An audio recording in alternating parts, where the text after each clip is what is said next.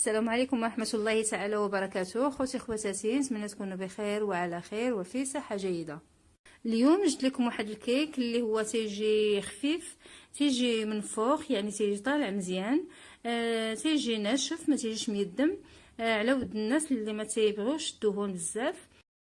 فهو تيجي جد رائع كما قلت لكم، وتيجي خفيف، فالشكل ديالو تيجي بحال الشكل ديال ميرندينا.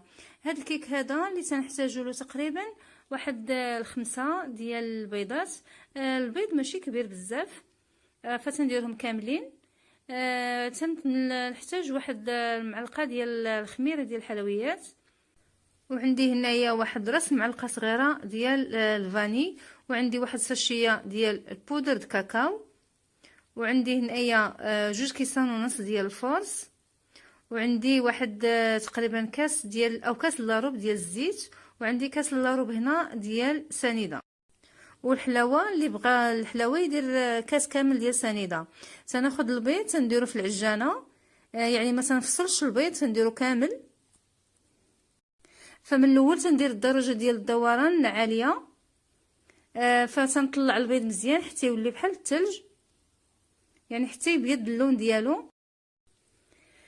عاد من بعد تنزيد فيه الكاس ديال سنيده او كاس الا ربع سنيده، فعلى حسب الحلاوات كما قلنا، على حسب كلها واحد. فتنخلي حتى تذوب ديك السنيده عاود مزيان. عاد من بعد تنزيد الكاس ديال الزيت. من بعد غادي ناخذ الفاني اللي هو راس معلقه، غنزيد عليه الخماره، معلقه وحده ديال الخماره او باكيه ديال الخماره. غنزيد عليه الدقيق مغربل، فانا هنا درت غير 2 كيسان، وهذاك الكاس اللي باقي ما عامرش فهو غنخليه حتى لاخر لحظه، حتى نشوف لعله الدقيق يكون تيشرب او ما تيتشربش، عاد نقدر نزيدو. فهذا هو نص كاس اللي قلت لكم. صافي، وتنبدا نزيد هنايا الدقيق بشويه بشويه.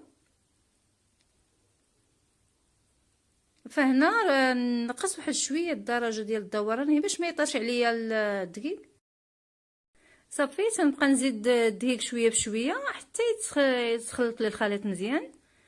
وهنا راني مسرعه الفيديو. صافي، غادي نخلط ونعاود نرجع.